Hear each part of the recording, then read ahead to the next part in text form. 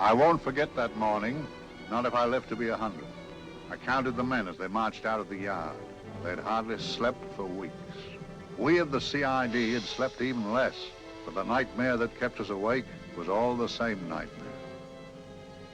That's why we weren't surprised when the commissioner asked us up to the conference room for a bit of a talk. He'd talked to us plenty, we knew that.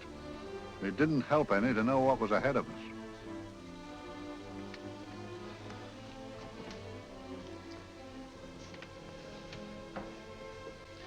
Must we have that window open, Gregson?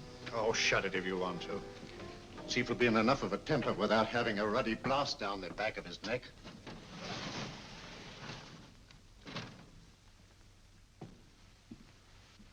Gentlemen, the commissioner.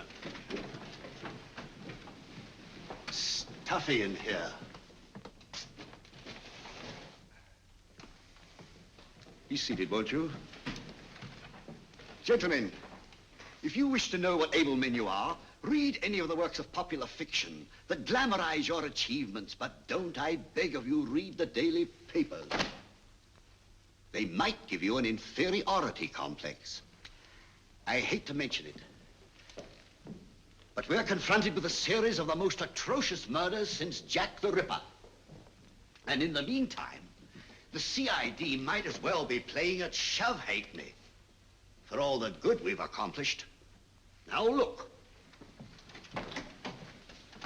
Here, here, and here. Each of these red flags scattered through the city stands for a woman brutally murdered, a woman's terror, a woman's death agony. These are no ordinary crimes. These are the works of a fiend who kills first and mutilates afterwards. A ghoul who hacks off a part of his victim body and carries it away with him, a loathsome souvenir of his butchery. 3 women murdered so far, and you haven't turned in one clue. You haven't given me one lead. Here you sit and wait for news of a 4th victim, with your arms folded.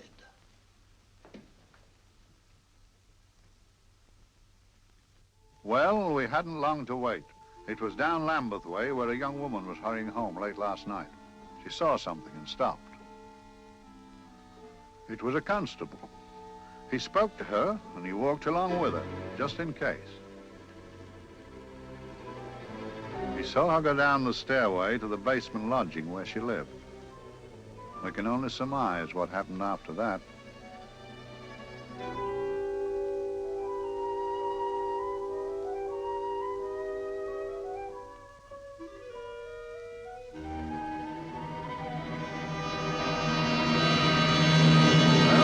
My pride in my pocket and went to see the man who'd so often helped out Inspector Lestrade and myself in the past, Mr. Sherlock Holmes.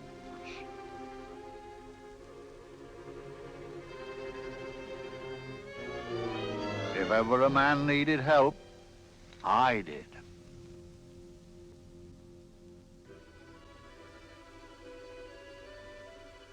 This makes 4, Inspector. 4 defenseless women here in the heart of London. And everyone with the right forefinger hacked off. Not hacked, Inspector Gregson. Cleanly, expertly severed. The work of a skilled surgeon. That's our only clue. Much about the age of my sister's girl. Is there no way of stopping this, Mr. Holmes? Yes. There's a way, somehow. The fiend that did this. I promise. I promise. We've nothing to go on. That's the rotten part of it. We can't get far without knowing the motive. Well, at least we know what the motives were not. It wasn't robbery, nor passion, thanks be, nor yet vengeance. Because they all came of totally unrelated families. Steady, Inspector, steady. Sorry, Mr. Holmes. I don't turn a hair when it's a bloke that can look after himself. A little slip of a thing like that. Yes, it's horrible. Come on, let's get a drink.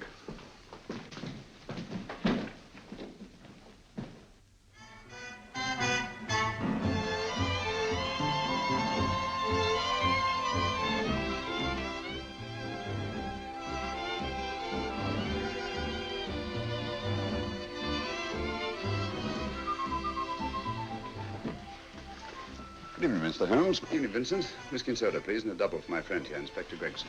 Very good, sir. Make mine Irish. Decent of you to give me a hand with this thing, Mr. Holmes. Always a pleasure to be of help to Scotland Yard, Inspector. Little out of my line, looking for a maniac who murders just for the fun of the thing. Or perhaps just to get a human finger. In all 4 cases, the murderer risked capture by stopping to secure a finger. Wonder what for? Who knows? He's just a madman. Perhaps there's method in his madness. If we could just trace those missing fingers. If we could just drain the English Channel, we might find a penny. Huh? Oh, thank you. You may keep those, Mr. Holmes. Thank you.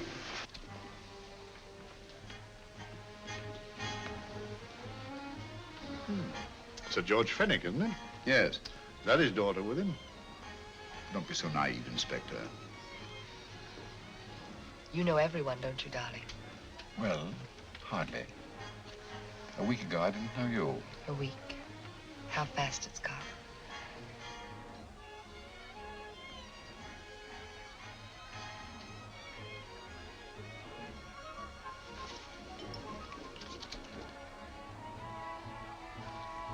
I collect these things. How very quaint of you. Shall we go? Yes.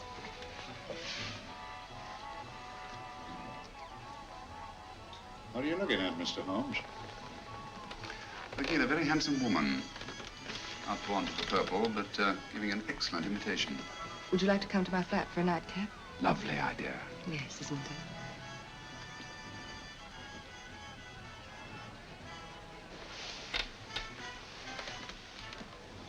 Wonder where she's taking Sir George Fenwick. Don't be so naive, Mr. Holmes.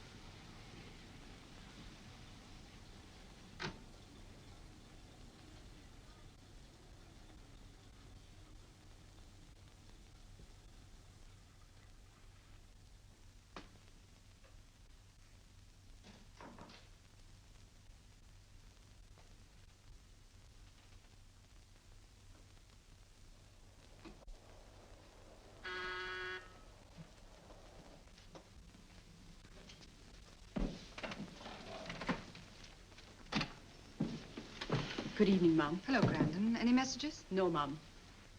Thank you. Drinks, Grandon. One of your nice surprises. Yes, Mum. I say, you don't mean that, Grandon's a marvel, aren't you, Grandon? Yes, Mum. You wouldn't believe the things she can do. Ah, charming place. Delightful. Really? Do you think so? I'm so glad. Do sit down. Do you mind? Do I mind? What a question. I don't mind anything, really. Except not being with you. Now, you really don't want me to believe that, do you? Not too seriously. Good. We're both quite grown up, aren't we? Quite.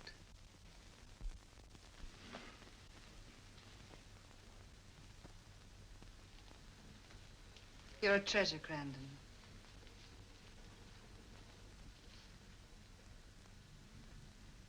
And lower the lights a little as you leave.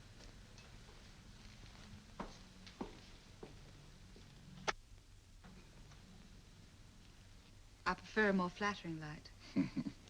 In any light, you'd be... Would I? And don't you know it? Perhaps I do.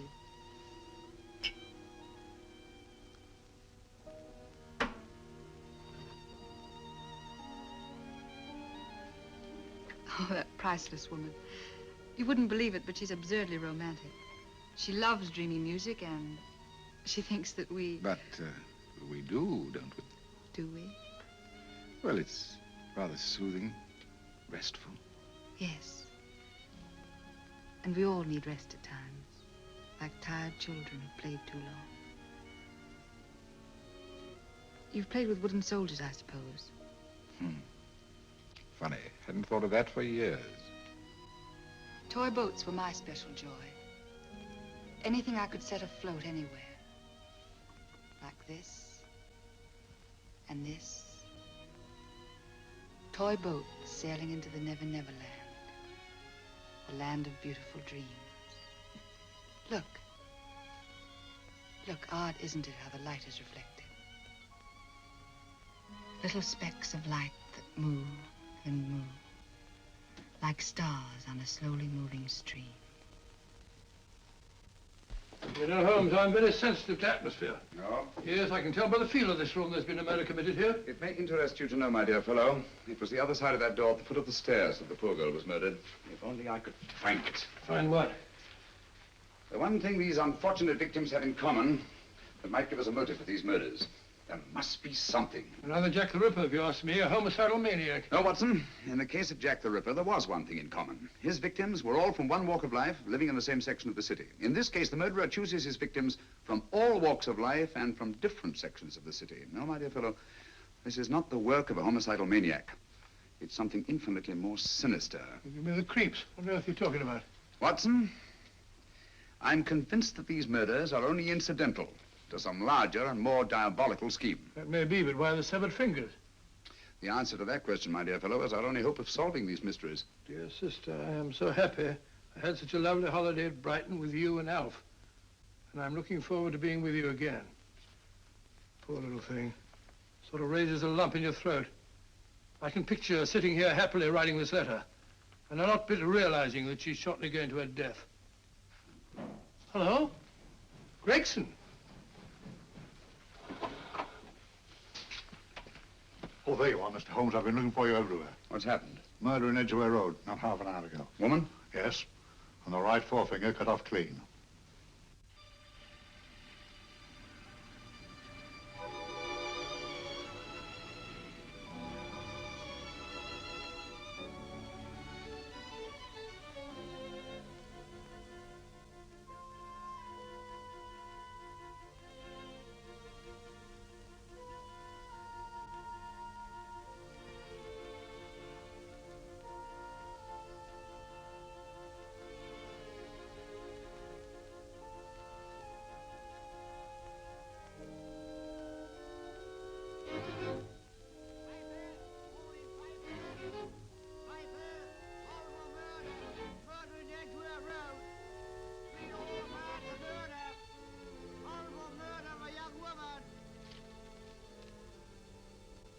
Piper! Horrible murder, Piper! All about the murder! Morning, Piper! All about the murder! Piper! Horrible murder! Another young woman found murdered, Piper, sir! Horrible murder, Piper! Piper! Read all about it! Get your Piper! Murder in Edgware Road! Horrible finger murder. Shocking murder. Murder in Edgware Road. Horrible murder of a young woman. Read all about the murder.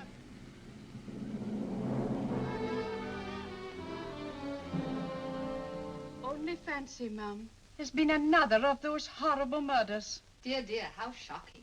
Yes, Mum. I really don't feel quite safe here myself. Oh, dear.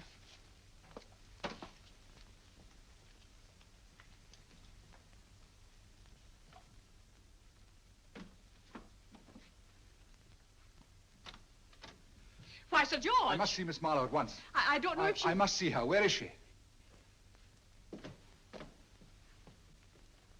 Lydia. Why, Sir George, what is it? What happened? I don't know. You'll have to help me. You've got to help me. But I don't understand. Listen, I woke up a few minutes ago in a cheap boarding house off Edgware Road. I don't know how I came there. I don't know when. The last thing I remember is being here with you. Calm yourself, Sir George. When did I leave here? Well, it was about, It was 10:45, Mum. Precisely. You seemed, forgive me, just a little distressed. Detached, not interested. I thought I'd said something to offend you. I don't remember.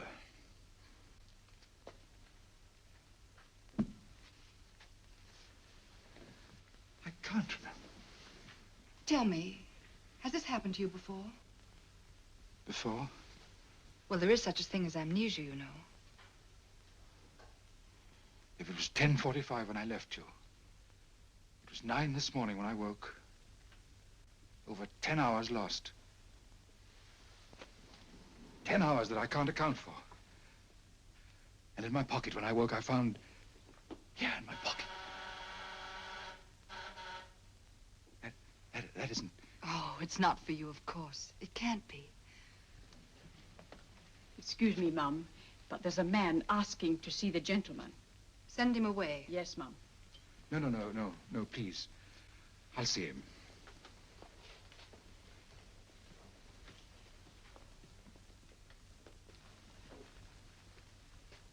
Well? Delightful room. Not much like the place you woke up in this morning. You followed me here? Yes. Are you a detective? Oh, no. Quite the contrary. Don't be afraid, Sir George. You know my name? Oh, yes. A very old and highly honored name. And being the bearer of such a name, and also a very wealthy man, I thought you might care to possess yourself of this trifle. Rather than let it fall into the hands of the police. It is yours, if I'm not mistaken. The initials, GF. Where did you get this? It came out of your pocket. I saw it fall, but you never noticed. You were very busy, bending over something with a knife. Then you put something in your pocket.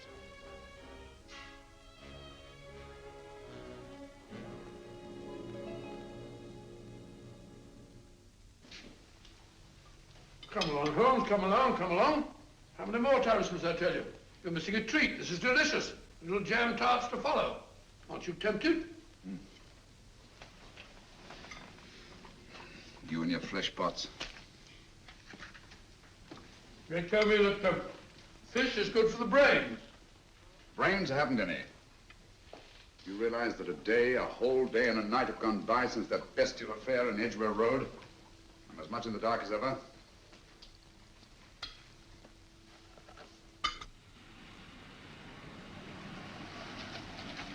Hello, here comes a client, unless I'm very much mistaken.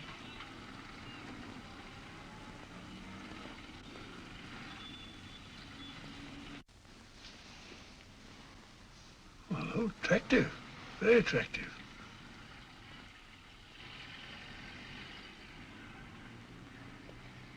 Obviously, she left home under the stress of some very great emotion. How do you know that? She isn't wearing any gloves. A startling omission in a young lady of fashion. No, she didn't put her coat on.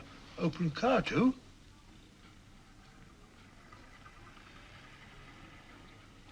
Furthermore, there's something in that bag she wants to show me.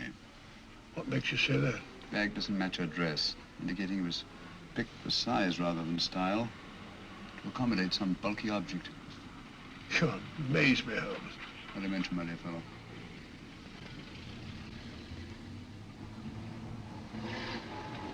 Well, that's interesting. What is? A cab, turning at the empty house. I wonder why he followed her here. Oh, wouldn't you? Quite possibly with glasses.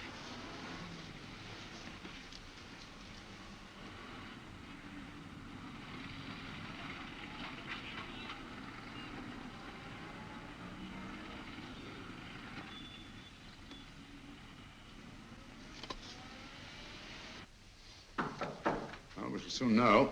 Yes, Mrs. Hudson? It's a young lady, sir. Most urgent. Ask her to come in. Go right in, miss. Mr. Holmes? Yes, this is my friend, Dr. Watson. How do you do? How do you do? Mr. Holmes, you must excuse me, please. Yes, well, won't you sit down? Come along. May I? It's quite all right. Thank you.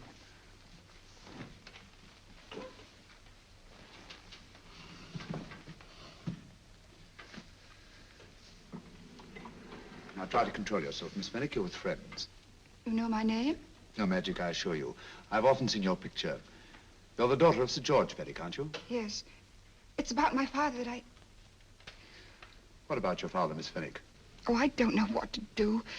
He's always been the nicest, dearest person. Only since Mother died.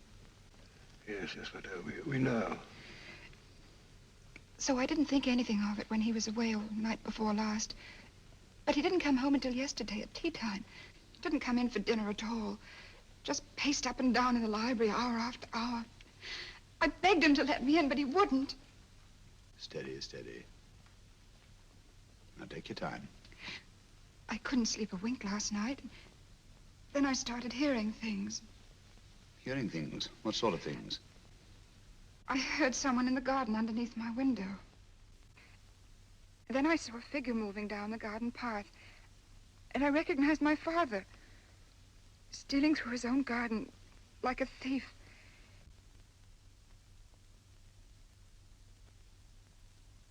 He had a spade in his hand. And he stopped by the greenhouse where he started to dig. This morning, at daybreak, I stole out into the garden and found this.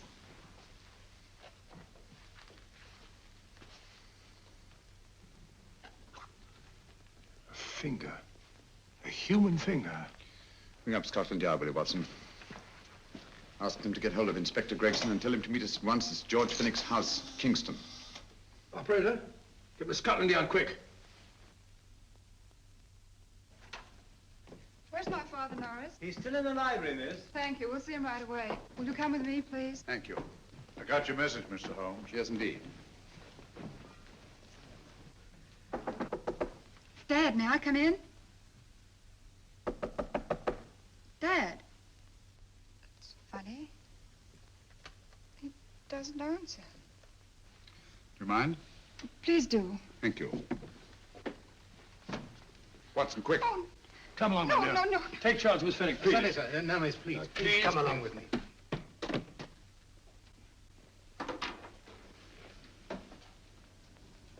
Dead? Yes. What do you make of it, Doctor? Shot in the back, between the second and third ribs. The bullet undoubtedly had penetrated the heart. Look at the powder marks on his coat. I was afraid of this. What do you mean? Don't you remember the man in the cab who followed Miss Fenwick to Baker Street? Well, you don't think he had anything to do with it, do I you? think it's reasonable to assume that he tipped off someone that I'd been sent for. Sir George has obviously been murdered to keep him from telling me what he knew. What was the weapon used? Small caliber revolver, point blank range by the look of the wound. The murderer came in through those French windows. The mud from the garden he brought in on his boots. Sir George must have surprised the intruder. Passed the room to him here. What follows we can't tell. But from the location of the wound, I'd say that he turned his back for a moment, and as he turned, the muzzle of the revolver was placed between his ribs and one muffled shot fired. And you mean to say he kept on going, even after he was shot? There's no doubt about it. Look there. The trail of blood leads us back to the desk. Something Sir George was after.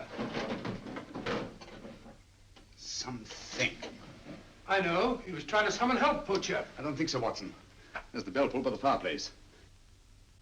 No, you'll notice from the trail of blood that Sir George made straight for this desk here. I wonder, there was something he was desperately anxious to get. Hello.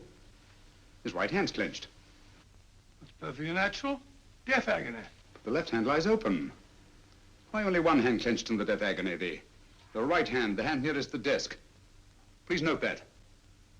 If Sir George took something off this desk, something so important that he spilled his last drop of blood to get it, I want to know what it is.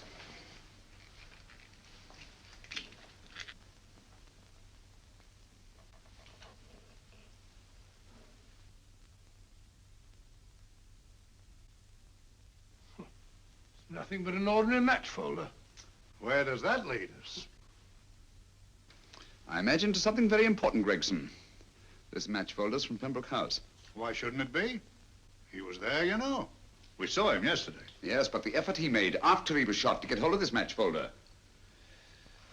It's just possible he wanted someone to remember Pembroke House. He may have wished to recall it to someone who saw him there. Someone who, like ourselves, saw him with a woman.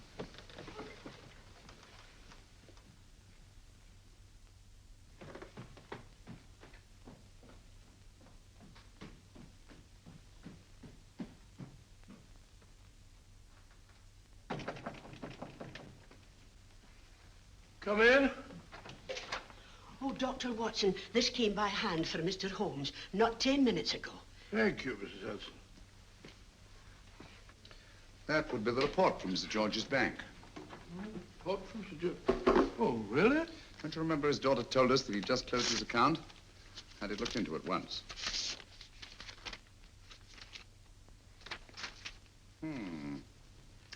He drew out his entire balance in cash, nearly £10,000, yesterday, just after that young woman was murdered. What does that suggest to you, Watson? But he paid it out to someone. Precisely. I smell the faint, sweet odor of blackmail. You don't think he paid it out to someone who saw him murder the McLean woman? Sir George never murdered anyone. But he did have that woman's finger, and he empty did have and pay out a lot of cash. That's the terrifying part about blackmail, Watson. The victim is afraid to fight the accusation, no matter how false. Once the accusation is made, his name is smeared, and sometimes his life is ruined. Well, Sir George didn't commit these murders. What fiend did? I rather think they're not the work of any one man. Oh, come, Holmes. You don't expect me to believe there's a whole organization going about killing people and chopping off their fingers? No, it's possible, quite possible. Well, whoever's behind all this thing must be out of his mind. On the contrary, my dear fellow, if my assumptions are correct, this little scheme has behind it the most brilliant and ruthless intellect the world has ever known. You don't mean Professor Moriarty? I do. Oh, steady, Holmes. You've got him on the brain. This is the third time in as many months you've suspected him of unsolved crimes. He's dead, you know. Is he? Is he? You know he is. He was hanged in Montevideo, well, over a year ago. I know that someone was hanged in Montevideo under that name. But I'll stake my reputation that Moriarty is alive and here, now in London. Hello? Yes, Dr. Watson, wait a minute. You me? Oh, yes? This is Dr. Watson speaking. No, I'm afraid I've retired. I don't practice anymore. What? Oh, that's a different thing. An emergency case. Well, just a minute. Yes? Yes, well, see, she's not moved. Remember that? Don't touch her till I get there. Fractured case in McCardle's Mews. Heavy woman. 14 stone. Oh. Look at dust. 14 stone. Just the sort of person who would hoist herself up on a stool to feed the canary. There ought to be a law against fat people keeping little dicky birds. Well, so long, old man. I shan't be very long. Haven't used that bag since I brought little Amelia. What's her name in the world? She grew up to be a very unattractive child. Well, who wouldn't with a name like Amelia? Oh, Amelia. Amelia.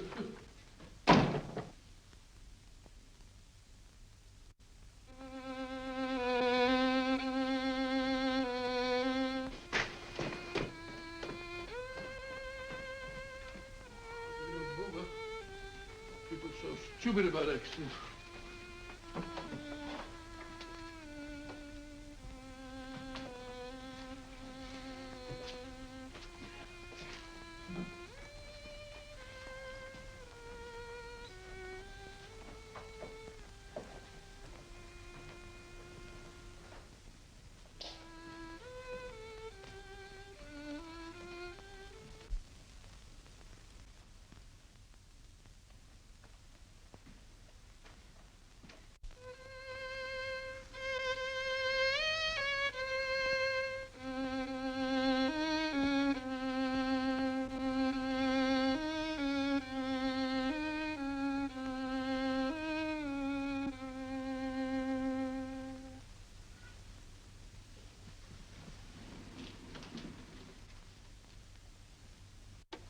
Oh, Professor Moriarty.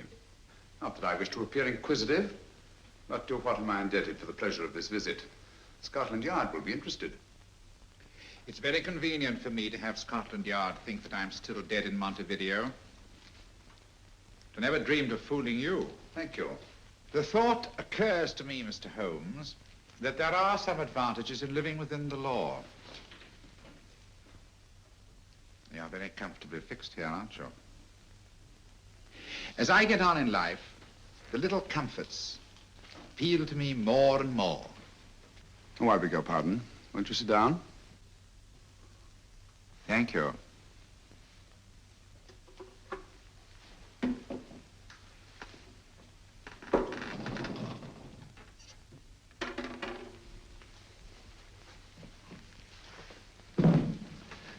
And now, Professor Moriarty, what can I do for you? Everything that I have to say to you has already crossed your mind. And my answer has no doubt crossed yours. That's final? What do you think? I shall not rest until you are hanged for the finger murders. You've no proof, you know. No, not a shred. But I have you. I could turn you over to the police here and now. You could. But if you did, you'd never see Dr. Watson again. Oh, the telephone call. Quite. I rather assumed you had taken some such precaution.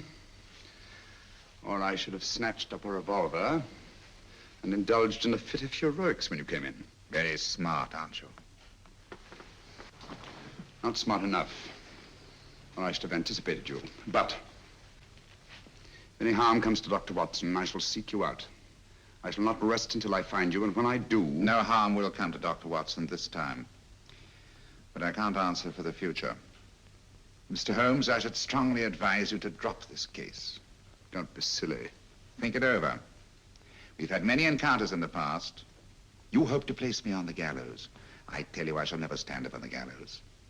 But if you are instrumental in any way in bringing about my destruction, you will not be alive to enjoy your satisfaction. And we shall walk together through the gates of eternity, hand in hand. What a charming picture that would make. Yes, wouldn't it? No, I really think it might be worth it.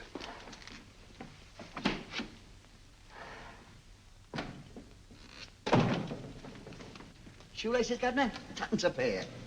And strong enough to hang yourself. How many more times must I tell you I don't want your filthy shoelaces or your company? Shoelaces, Governor? Blasted impertinence. Run along, my good man, or I'll give you in charge. Shoelaces, Governor? Shoelaces, Governor? Help a poor bloke. What's only got one arm? Any luck with Mr. Holmes? You can read his obituary in tomorrow's papers.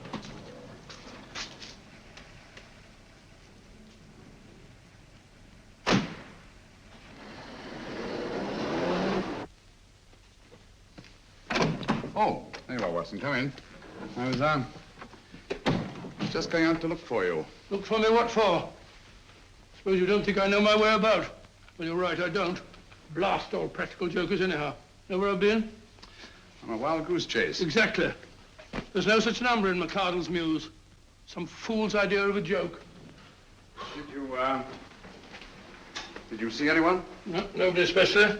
Only a whining old idiot selling bootlaces. Persistent beggar, wasn't he? Stuck to you like grim death. Huh? How do you know? And finally left you for someone who looked like better pickings. Someone, my dear Watson, was Professor Moriarty himself. What? He's just called on me. Moriarty here and you let him go? But you must be out of your mind. Why? Well, he bluffed me into believing that he was holding a friend of mine as hostage. Friend of yours who?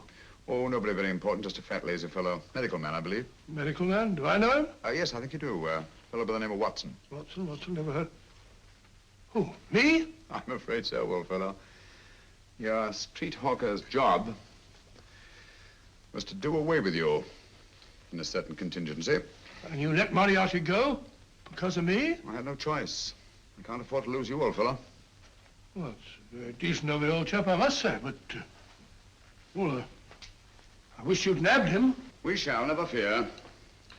I know the motive for the finger murders. All I have to find out now is the method used with the blackmail victims. Method? Yes. How does Moriarty get them to the scene of the crime? How does he plant those severed fingers on them? And how does he scare them into believing that they may have committed those atrocious murders themselves? Curious.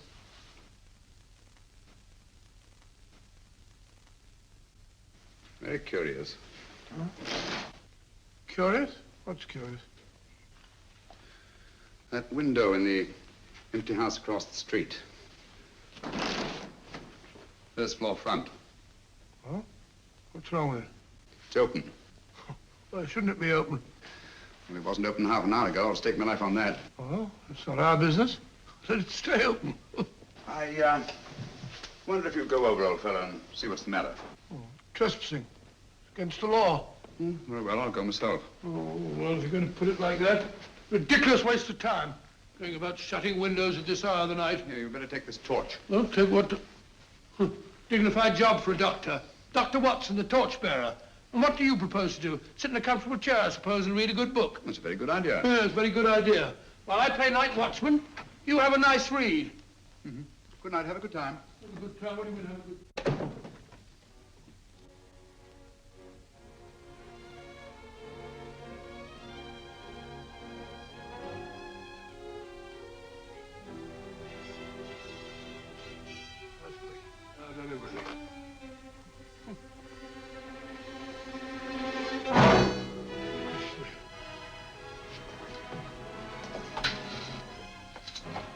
What is for? Oh, umbrella stand. Pretty little thing to keep about the house. Must have been a pet.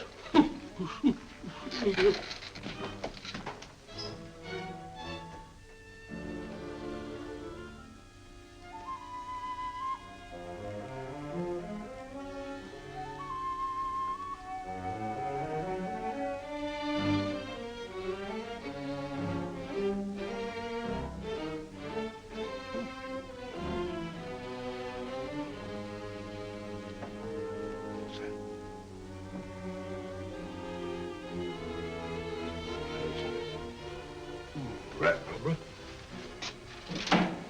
This must be the door.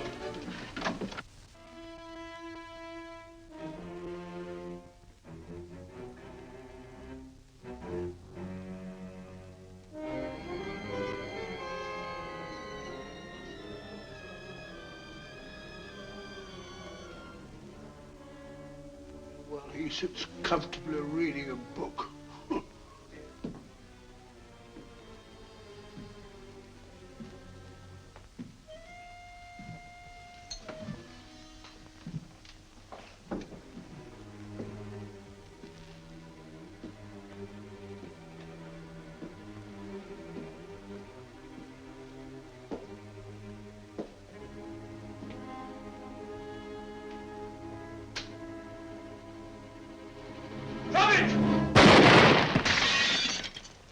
He killed Holmes! He killed Sherlock! Watson. You?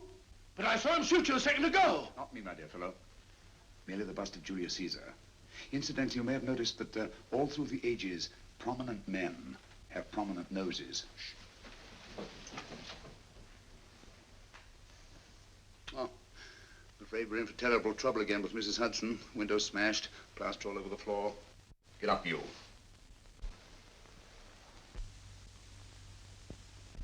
Corporal Williams, Middlesex Regiment.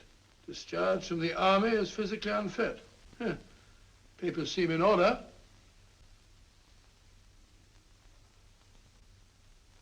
Now, Corporal Williams, you've seen service in the Far East, haven't you? The East? I thought so. Look at his complexion, Watson. Yellow as saffron. He's been taking atabrine. Cure for malaria. Sniper, aren't you? Sniper. Hmm.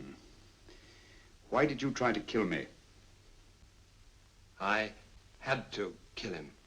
I had to. Oh, snap out of it. Stop it, Watson. He's shamming. No, he isn't. Who told you to kill me? She told me. She told you? She told me I couldn't miss. Well, luckily you did miss, you murderer. He isn't a murderer, Watson. Listen, Corporal Williams. She told you you had to do it, didn't she?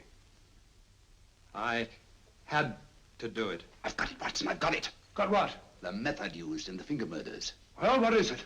Hypnotism, my dear fellow, hypnotism.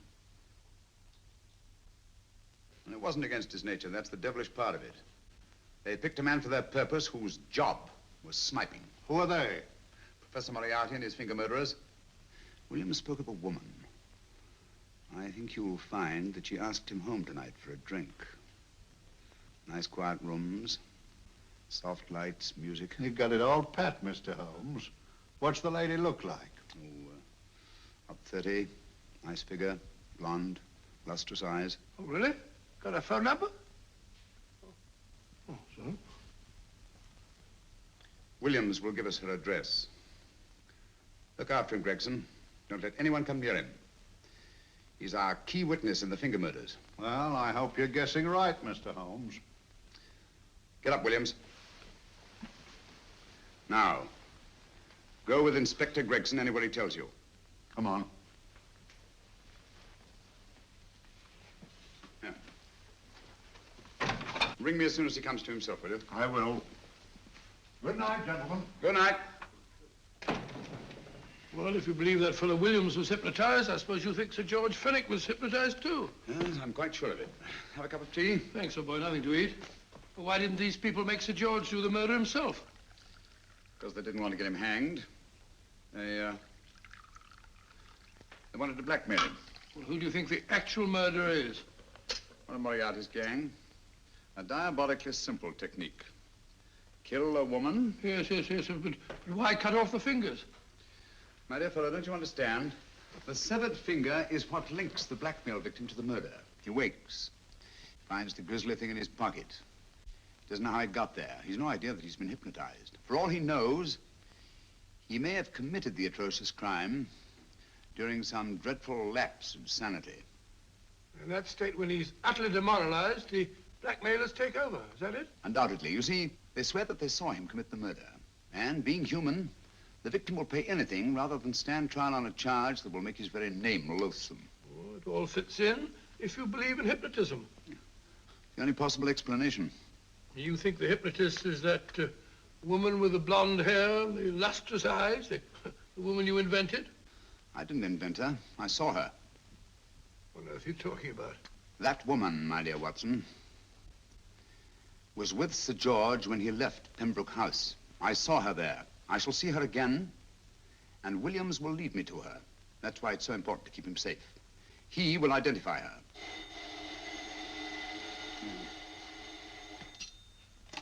Hello? Yes? Inspector Gregson?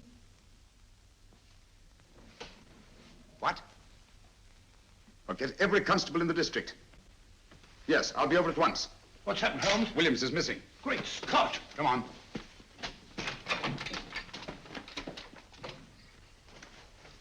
Lorry crashed into Gregson's car. During the confusion, Williams disappeared. Escaped, eh? No, kidnapped. To keep him from talking when he came to. You don't think that Moriarty... With Moriarty? Anything is possible.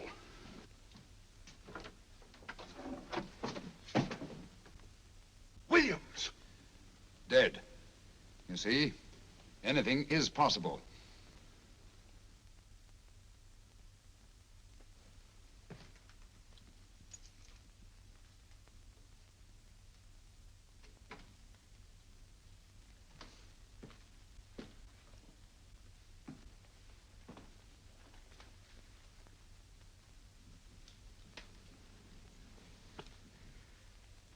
Oh, good morning, Professor Moriarty.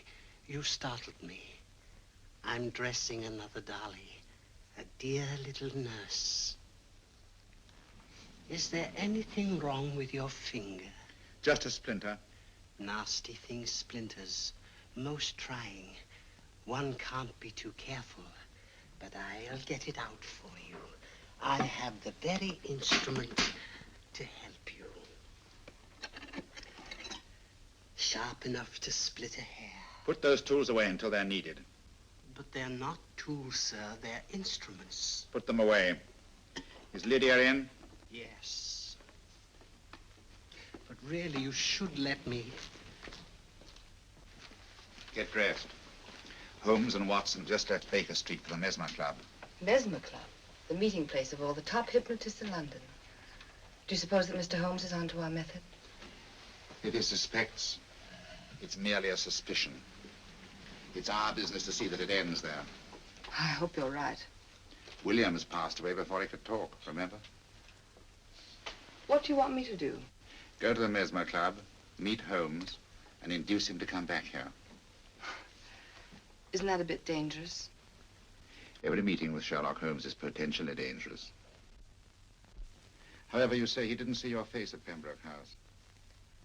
And how would you suggest I get Mr. Holmes to accompany me here? Kidnap him? Oh, no. Holmes has one weakness, his insatiable curiosity. If you can arouse that, you can lead him anywhere. It's up to you to take advantage of any opportunity that may arise. This way, please, gentlemen. I'll tell Dr. Onslow that you're here. Thank you. This is the Mesmer Club. If you ask me, hypnotism is a lot of mumbo-jumbo. Oh, come now, Watson. As a medical man, you must admit that hypnotism has its place in modern science. That may be, but 90% of hypnotists are crooks of the worst kind. Nothing more than a lot of charlatans exploiting weak-willed morons. Ah, Dr. Onslow, I believe. Happy to meet you, Mr. Holmes. Your brother Mycroft suggested I might be of help to you. He's a valued member of our little group of charlatans and crooks. Oh, beg your pardon, sir. I didn't know you were listening. Behind the curtain. My friend, Dr. Watson. Oh, delighted. Oh, did you? I wonder now. You see, we're in the midst of a little experimental session at this very moment. If you'd care to join us. Oh, certainly, That'd be very instructive. Oh, well, will you follow me? Thank you. Last guy knows that way behind the blasted curtain. In treating his patients. But today, the therapeutic value of hypnotism, as we now call it, is conceded by innumerable physicians. Especially is it of value in surgical cases where the administration of local or of general anesthetic is inadvisable. Inadvisable poppycock. Oh, sorry. For the sake of latecomers, I may say that I have placed this subject under profound hypnosis. In this condition, he can feel no pain, even under applications which normally would be excruciating. Excruciating? You excuse me, please. Carter, you are having a peaceful sleep. You feel nothing. Your arms and your hands are without sensation. Mowbray, the long needle.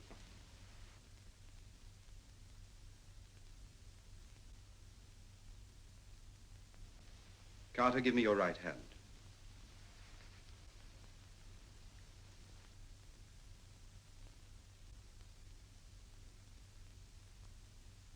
As you observe, the needle has been thrust completely through the subject's hand. No feeling, no pain. This lack of feeling is the one infallible test of profound hypnosis. Nonsense. Fellow's full of drugs. Well, isn't he? Definitely not, Doctor. Wake up, Carter, wake up. You feel well and rested, remember. No pain anywhere. Wake up, wake up. I say, when are you going to begin? All through, Carter. Stand up. This way, sir. And, are these all the people that come here? Oh, no. Others keep dropping in all the time. I suppose it's all right for those who believe in it, but of course, I'm a professional man myself. Then you don't believe in hypnotism, Dr. Watson? Oh, I don't deny that there are certain types of hysterical, feeble-minded people who go under if you point your finger at them. But anyone with an ounce of character... How right you are. You see right through our little artifices, don't you, Doctor? Right through, my dear sir. Right through. Quite so. But with the feeble-minded, as you say... excuse us, Mr. Holmes. Certainly. Step over here, won't you? Certainly, sir. Anything to oblige. Let me show you how easily we charlatans take advantage of them. Now, sit down, Doctor. Now, we set a thing like this in motion. It's wonderful, the attraction on the feeble-minded, of course. The continuous motion, if they just let themselves follow it. Of course, you could stare at it till doomsday, Dr. Watson, with no effect at all. Still, it might make you a little drowsy, like the white ribbon of road at night when you're driving. The rhythm is smooth, unbroken, and the road goes on and on, round and round, always the same, winding and winding. And you're drowsy, you're tired. Let the road come into you, as it were. The long road, the smooth road, the road to sleep. Sleep.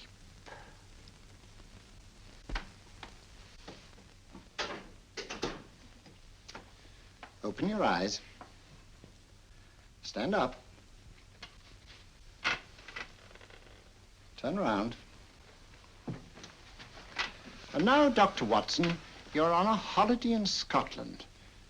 The country is amazingly beautiful. We're coming to a stream. It isn't deep. Better take your shoes and socks off.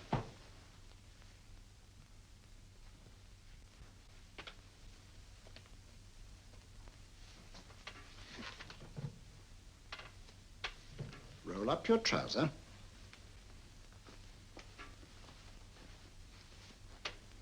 That will do. The other leg is waterproof. Turn around. Mind the pedals.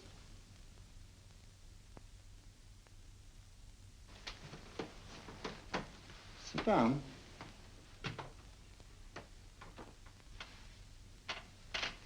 Wake up now.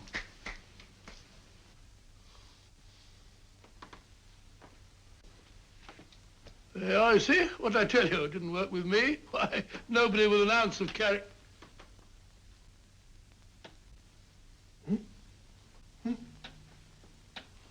I think you'll need these.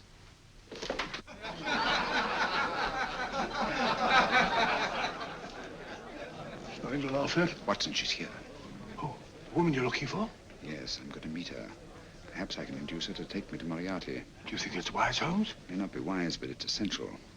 After all, I've held me on with Moriarty in the past. But isn't it dangerous? She might be a hypnotist. My will isn't stronger than hers. I deserve to be hypnotized. Shh.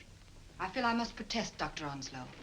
I was told this was a gathering of serious students of a great science, and I find myself in a company of buffoons. Oh, my dear madam. Elliott's and Esdale Braid. Were those men martyrs for the truth, that you may laugh over your childish, cruel tricks? I must say I'm in complete agreement with you, madam. This was most unnecessary performance, Dr. Onslow. Beg your pardon, sir. My name is Holmes, Sherlock Holmes. At your service, madam. Thank you, Mr. Holmes. I'm afraid I've created a rather embarrassing situation. But you see, I'm interested in the serious study of hypnotism. So am I, too. Perhaps we have something in common, Mr. Holmes. Perhaps we have. Would you join me for a cocktail at Pembroke House? I should be delighted. Good.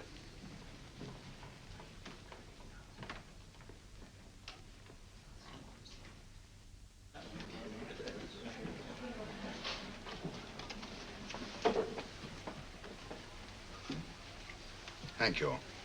I didn't know there was such a pleasant place in London. It was so nice of you to suggest our coming here. I thought a little pick-me-up would do us good. You mean you thought I looked... I like the way you look. Thank you. I suppose I did lose my head a little at the Mesmer Club.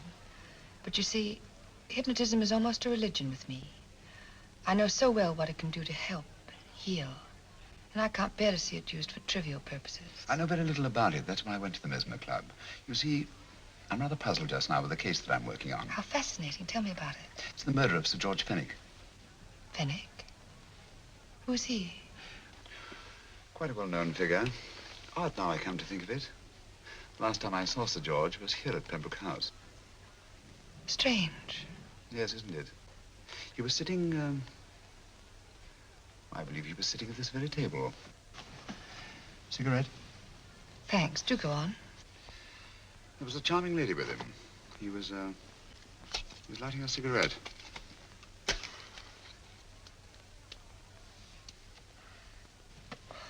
Charming. Did you see her face? No worse luck. Merely her back. How unenterprising of you. Yes, wasn't it? Afraid I'm getting a little older. I shouldn't say so. That's nice of you. Still, the first time in my life, I've got hold of a case that's beyond me. I'm actually losing sleep over it. You know, Mr. Holmes, I believe I could help you. Really? I should be very grateful. You're amused. Oh, merely skeptical. How would you go about it? I've used hypnotism more than once in healing. Not for profit. I'm not a professional. But I do think I could help you. If you'd care to... I can't think of a pleasanter experience.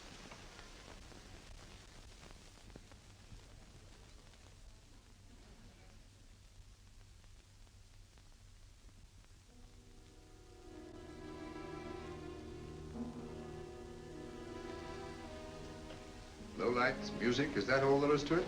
You must relax, Mr. Holmes. I'm afraid you're a rather difficult subject. So I thought perhaps a little help. Materia medica might be advisable. Drugs?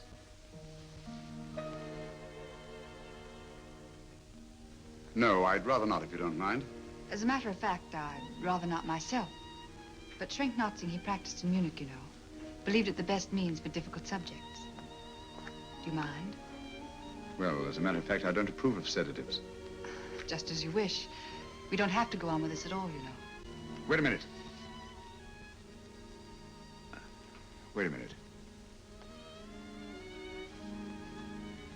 All right. I'll take a chance. It's really quite harmless. What is it? Cannabis japonica, an oriental soporific. You need water.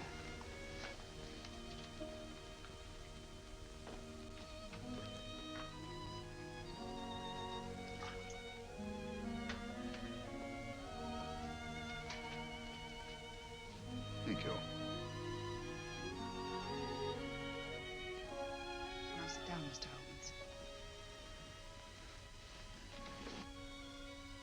Holmes. You'll feel yourself growing drowsy. Don't fight it.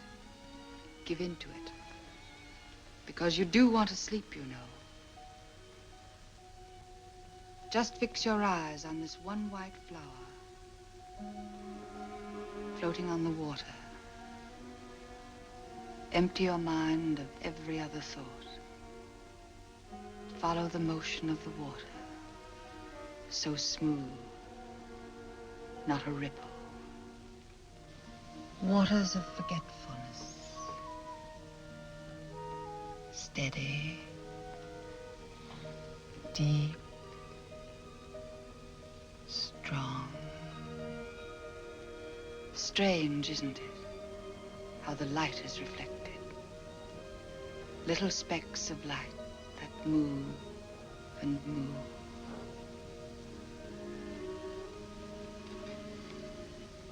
It's restful here. It's peaceful. It's friendly. And you're very close to finding what you're looking for. You'll find them soon now. The guilty ones. When you're rested, gentle waters closing over you. Steady, deep, strong. Drawing you down, down, down.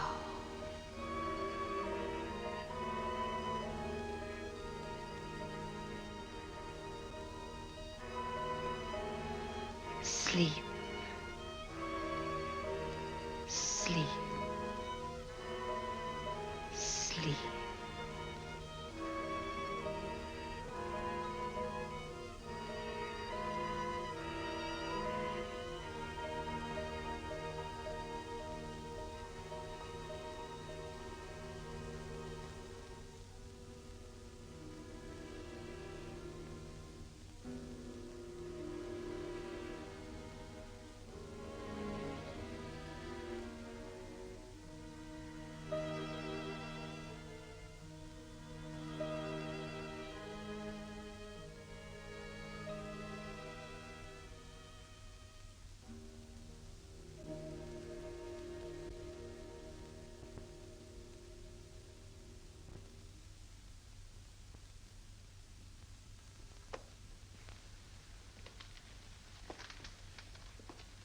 Here he is, Professor Moriarty.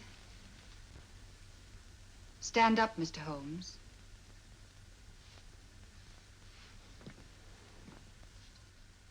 Open your eyes.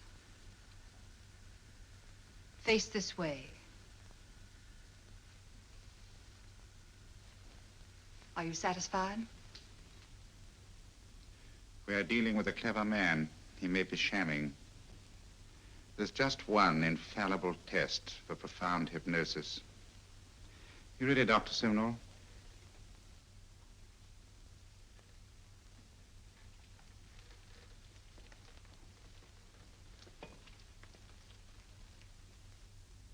That will do, Doctor. He couldn't fake insensibility to the knife. I congratulate you, Lydia.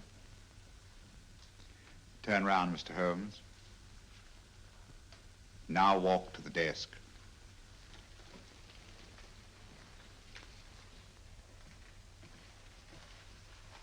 Sit down.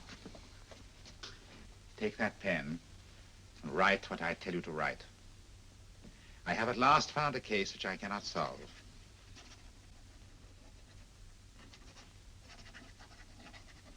I have outlived my usefulness. Therefore, I have decided to end my life.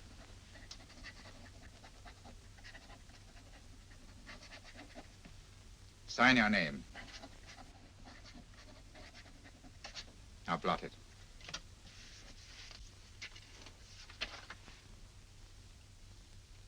Fold it up and put it in your pocket. Come, Mr. Sherlock Holmes. Go out onto the terrace. But it won't look like suicide, sir. I'm sorry, but Mr. Holmes' injuries must all be self-inflicted. Let's walk a little, Mr. Holmes.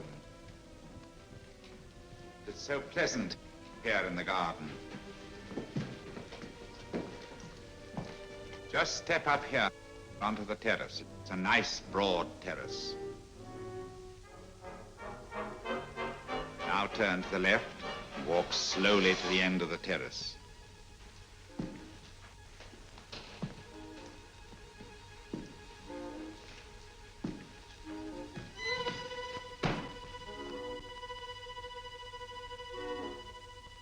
Don't stop. You must walk to the end, you know.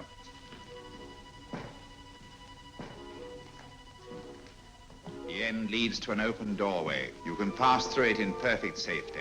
In the room beyond the doorway, you'll find what you've been looking for. Must you drag this on? This is the moment I've been anticipating for a long time, my dear. Go on, Mr. Holmes.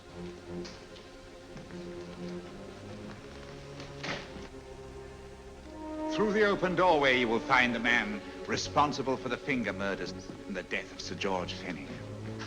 Professor Moriarty. Holmes! Stand still. What a beautiful view, Watson. I'm quite enjoying it. No, you're not. You're hypnotized. You're under a spell. Stand still. Don't move. Steady, Holmes. Steady does it. Stand perfectly still where you are. Nonsense, Watson. You don't know what you're doing. Of course I know what I'm doing. You mean you're not hypnotized? Certainly not. Then get off the wall, you idiot. Oh, look out! Holmes! Oh, Dear fellow. What were you doing up there? Holding the fort until you arrived. What kept you? Well, I ran into a spot of trouble on my way to Scotland Yard. I was arrested for exceeding the speed limit. Your luck seems to hold, Mr. Holmes. I'd hardly call it luck, Professor. You see, I substituted a drug of my own for the one that this dear lady pressed on me. You are clever, aren't you? A drug that, although it leaves the subject conscious, renders him quite insensitive to pain. That accounted for my lack of reaction to Dr. Simnel's knife. Well, Gregson, quite an impressive haul. Even Inspector Lestrade himself couldn't have done any better. Thanks, Mr. Holmes. Take him away. All right, put her in the van. I was right, Mr. Holmes. You are a difficult subject. Thank you. And now, Professor, our score is settled. Au revoir until I see you on the gallows. The rope has not been made that'll go around my neck. Come on.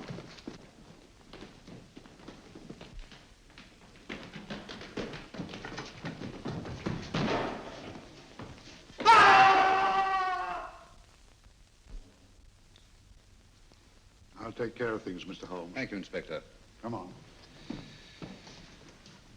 An evil man, Holmes, but what a horrible death. Better than he deserved. What are you thinking of? I'm thinking of all the women who can come and go in safety in the streets of London tonight. The stars keep watch in the heavens. And in our own little way, we too, old friend, are privileged to watch over our city.